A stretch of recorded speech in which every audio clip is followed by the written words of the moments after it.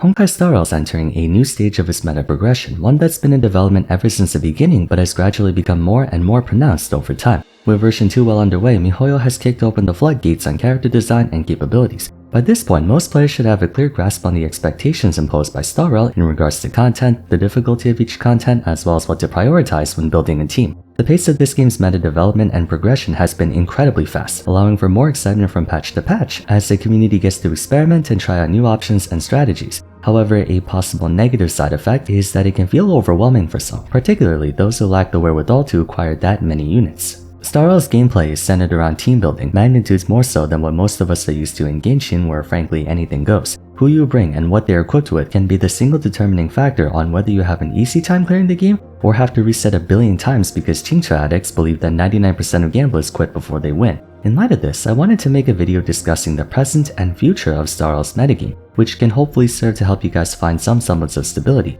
a fallback if you will. Today we'll be analyzing the rise of Nihility and how the remainder of version 2 will more likely than not be predicated on debuffing and damage over time. Speaking of new developments on the horizon, I want to give a big shout out to this video's sponsor, AFK Journey. You guys might remember I made a first impressions video on it last month. Well, I'm pleased to announce that the official release is here. You can think of AFK Journey as sort of a spiritual successor to AFK Arena, only expanded in many ways, including being made into cross-platform so you can play on both mobile devices and PC. It maintains the same idle experience as its predecessor but with a full-on RPG vibe. With an overworld mode and battle mode, you take the role of a mage suffering from amnesia who commands a group of units to explore the world's areas, complete quests and puzzles, obtain hidden items, and encounter new enemies in a hex grid auto-chess format, with each unit having distinct attacks, ranges, and classes to give you tons of ways to diversify your roster, along with having the ability to set universal spells cast by yourself. You can further strengthen your party by gearing up your classes with universal equipment, of which you can obtain more by playing the game. And true to its title, you can collect resources even while you're not playing the game, so you don't have to worry too much about grinding.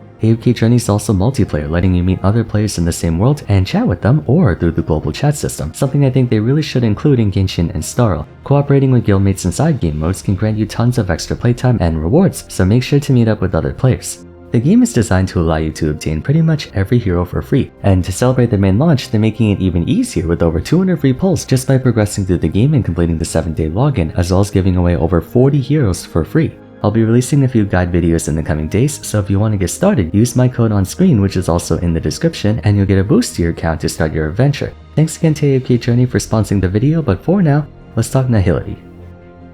Just like in Genshin's first year, Star Rail's version 1 consisted of a Wild West period of sorts. Though the general player base was quicker to understand the game's mechanics and create somewhat of a coherent metagame, with there being a clear lack of coverage in units and characters, players sort of went about things in their own way, using basic knowledge to ascertain whether or not Qingliu was better than Blade, Argenti was better than Himeko, or Huohuo was better than Luocha. The addition of new game modes like Sworn Disaster and then later Golden Gears, as well as Pure Fiction, followed by a growing understanding of Memory of Chaos, of which the latter stages 11 and 12 weren't even made available to us until 1.4 if I recall, made arriving to conclusions on the meta too premature. It was abundantly clear that Star Rail was adopting a more straightforward, traditional gacha-type approach to power scaling and meta progression, as evident by new units and content steadily increasing in strength and difficulty respectively. Again, this can be seen as a good thing in that it gives us something to look forward to, something to work towards, and actively build our team. And is one of the reasons why community excitement for new units becomes almost obsessive compared to Genshin's new releases, even the important ones. Players in Star Rail don't just want to try the shiny new toy because it looks fun, they want the shiny new toy because, for better or worse, that toy might make their Star Rail life so much easier. On the other hand, trying to keep up with the faster advancement of the meta and rapidly changing content can be exhausting, both from a gameplay and financial standpoint. And I've no doubt in my mind players will be looking for a team that they can rely on to clear through most of the game's content. When in doubt, use this type solution. As you're well aware by now, though elemental reactions do not exist in this game, elements still influence your decision on who to bring. Enemies in this game come with a set arrangement of no less than 3 elemental vulnerabilities. Damaging them with attacks corresponding to those elements lowers their toughness gauges, eventually triggering a weakness break. This should be prevailing wisdom to everyone, but what the game doesn't explicitly tell you is that there's more to type coverage than just that. Take Stellaron Hunter Sam for instance. He possesses vulnerabilities to lightning, quantum, and imaginary, implying you want to bring one or more members of those elements to capitalize on weakness break. Two other things to make note of is that 1. While enemies have toughness gauges active, they take 10% less damage from all sources, disincentivizing or outright preventing players from brute forcing through a fight with numbers, as not triggering weakness break makes the fight that much more onerous. 2.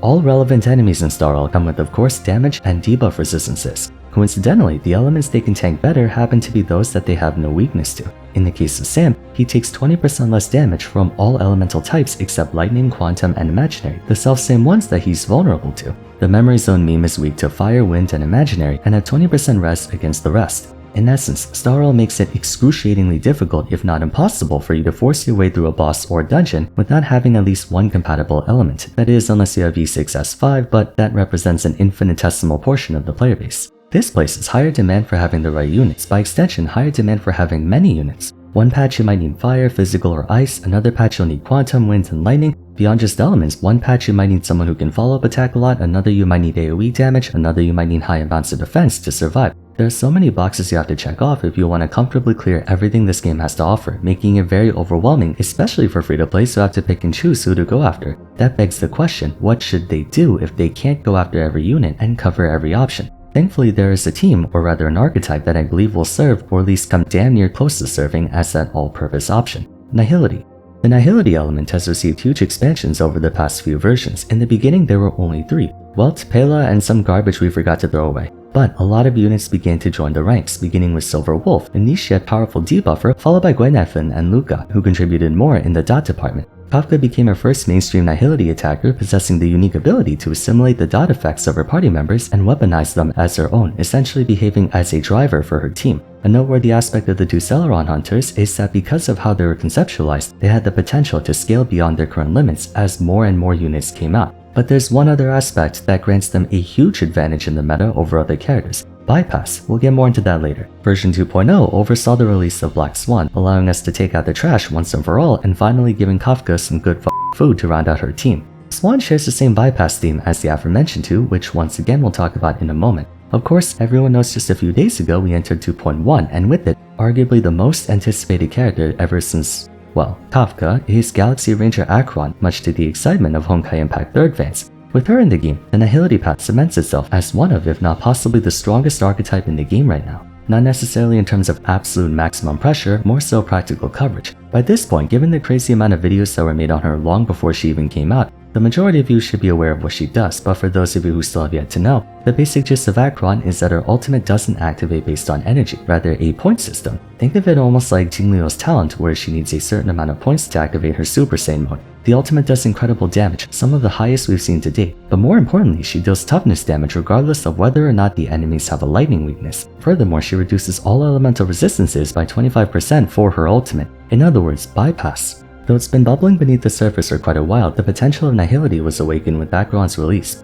Bypass is the driving force behind the rise of Nihility, and why I think they'll be the cornerstone of Star Rail's metagame for quite some time. Acheron's ability to shred toughness gauges of all types with her ultimate is not what makes her so valuable, not entirely anyway. Rather, it's that she can deal effective damage to enemies. The 25% all-type res pen cancels out the 20% elemental resistance that enemies have, making it so her burst damage doesn't get diminished even if the enemy doesn't have a lightning weakness. By the way, this is an aspect shared with Silver Wolf. Silver Wolf's skill can implant a vulnerable element to a target, enabling damage of said element to break toughness gauges. But on top of that, she also reduces the enemy's resistance to that weakness type by 20% to also account for the innate resistance they have, in addition to 13% all-type res reduction, turning their resistance against that element from plus 20% to minus 13. Therein lies the focal point of the power of Nihility units. They can quite literally cheat the game and allow you to brute force through content by artificially bypassing the enemy's defenses, all while dealing catastrophic damage themselves. Further underscoring this are Acheron's numerous damage amps. One of her traces gives up to 90% bonus damage if you use her ultimate on someone with the Crimson Knot, along with supplementary bonus damage on the final strike. Then her other trace amplifies all of her attacks based on if there's 1 or 2 more Nihility characters on a team, encouraging you to run what is essentially a mono Nihility squad. If you have her second Eidolon, that number goes down to 1, meaning just having one other Nihility member present in her party will give her 1.6 times bonus damage.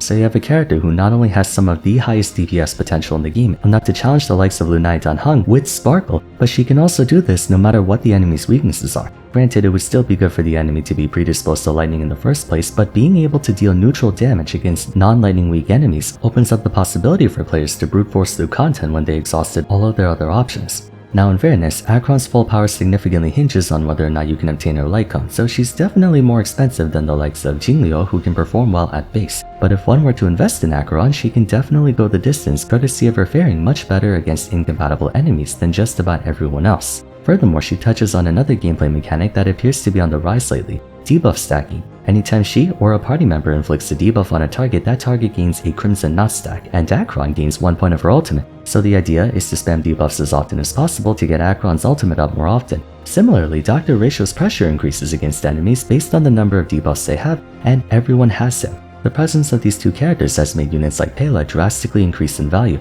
In the future, there might very well be more units who can specialize in applying debuffs to enemies, and possibly more characters like Silver Wolf who can force a specific elemental weakness onto enemies, indirectly augmenting Acheron and Ratio's strengths. Obviously, Ratio's not a Nihility unit, but considering everyone has one, that only reinforces my theory of there being a big focus on Nihility and debuffing in the current meta environment and for the upcoming months. Beyond Acheron though, there's Kafka, the other side of the Nihility spectrum, aka damage over time. That was the original niche of Nihility units. Units like Luca, Gwenaifan, the Jerk all have the ability to apply their element's dot effect to enemies, which in turn can be utilized by Kafka to re-trigger on said enemies for big damage. Kafka was strong upon release owing to her DPS not depending on anything except attack, and a small amount of effect hit rate just as an insurance policy against enemies with debuff resistance, making her one of the easiest and least demanding units to gear up. The only thing really holding her back was that most of her party members were 4 stars. Enter Black Swan. Though she has a comparatively high investment floor, she is by far one of the strongest units in the endgame. She gets along famously with other dot dealers and likewise makes her an excellent duo with Kafka. Swan's damage over time has the unique ability to deal blast damage when at 3 stacks of Arcana or higher, and at 7 stacks, that damage over time ignores 20% defense. Moreover, if you get her first Eidolon, she gains the ability to shred the elemental res of whatever dots the enemy has by 25%, essentially serving as all-type res penetration the same way Acheron and Silverwolf can, allowing Swan, and by extension Kafka and other dot characters, most of which happen to be Nihility, to deal unmitigated damage to enemies even if they don't have their elemental vulnerabilities. Once more, this means you can brute force through content with damage over time much more efficiently than with straightforward carries. I should also mention that since dot teams consist of multiple damage dealers, Kafka teams can cover a wider range of elements, as she can deal lightning damage, Swan can deal wind damage, and you can set your third party member to be whichever element you need. So if you have Kafka and Black Swan, you can cover 2 of the 7 elements in the game. If you have Kafka, Black Swan, and Gwenaifan or Luca, that's 3 of the 7 elements. You're guaranteed to find at least one of those elements on enemies, compared to alternatives that only have 1 DPS unit most of the time. If that doesn't work, then screw it. Like I said, you could just brute force your way through, since Nihility teams can shred elemental resistance to allow for neutral damage at the least, and dot teams do immense DPS with all the dot stacking you're applying, also to multiple enemies. Worst case scenario, you can make a team of Kafka, Swan, and Acheron, and then you literally cover everything. The only drawback to this team is that Acheron's more of a hyper carry, so you'll want supports like Pela, Sparkle, and such, not really dot supports even though they do count as debuffs, while Kafka and Swan would enjoy having a third dot dealer, so you're missing out a little bit. Even so, triple Nihility mommies is an option you can go for. On the subject of options, the homogeneity of both Acheron and Kafka Swan teams affords you more leniency in character selection. For example, on one team of MOC, you'll have Acheron, Pela, Silverwolf, and a healing support, freeing up units like Sparkle, Tingyun, Bronya, and Renmei for the other teams, so you don't have to be torn on what support to put on which team. Kafka and Swan do certainly enjoy making use of Renmei for being the only support actually capable of buffing dot teams, but you can also use a third dot character and reserve all your valuable supports for the other side. They're fully self-contained. It's almost fitting how coincidental this all is. Back in version 2, the first widely used meta team in Genshin was Raiden National, a team designed to tackle all situations and serve as a versatile all-covering team. Identically, Acheron came out in version 2 of Starra and has basically pioneered the launch of the Nihility meta alongside Kafka and Swan, with both teams behaving as their respective game's national team, unless we forget Raiden Shogun was derived off of Raiden Mei, and Acheron is... based on the Celestia trailer, I think we know who she really is. I'll remind you that yes, both Acheron and Kafka Swan teams have an investment floor. For the former, you're under a lot of pressure to pull for her light cone due to how much power is kept behind that weapon, and for the latter, you'll need 2 specific 5 stars. That being said, under the assumption that you already have them, I think you'll be seeing a lot more use out of them in the future. Kind of ironic how Kafka was once considered a niche character you can play for fun to now being meta due to her niche being actually better in most cases than conventional teams. In conclusion, I'm extremely inclined to believe that no matter what direction Starro takes or how different the MOC cycles get, we are entering a Nihility/debuff oriented meta right now. These 3 beautiful ladies, or should I say these 3 beautiful ladies and this strapping gentleman, along with the units that augment their playstyles, will be the benchmark for any player interested in taking on the endgame. That's not to say the rest of the competition are bad. Jingyuan, Lunai Danheng, Jingliu, Sila, and... yes, Qingque. are still more than relevant, but for players who want to build a team that they can lean on when the going gets tough, I have full confidence that Acheron and/or Kafka Swan will take good care of you throughout version 2. They'll suck your Stellar Jade reserves dry of course, but it will be more than worth it, and I'm willing to bet that future characters will also play into Nihility and debuffing as well. So welcome to the Dami Mami meta, it's gonna be around for quite a while. Let me know your thoughts on this topic in the comments down below if you agree or disagree with my point of view. Also hope everyone succeeded in pulling for Acheron, that is, everyone except Brax, because you made me lose every 50-50 for Sparkle. For now though, if you enjoyed the video, it would be great if you could leave a like and subscribe. Consider following my Twitter at Vars, joining my Discord server, and checking out my other Honkai Star Rail discussions if you haven't yet. But till next time, thanks so much for watching, and I look forward to seeing you again soon. Take care.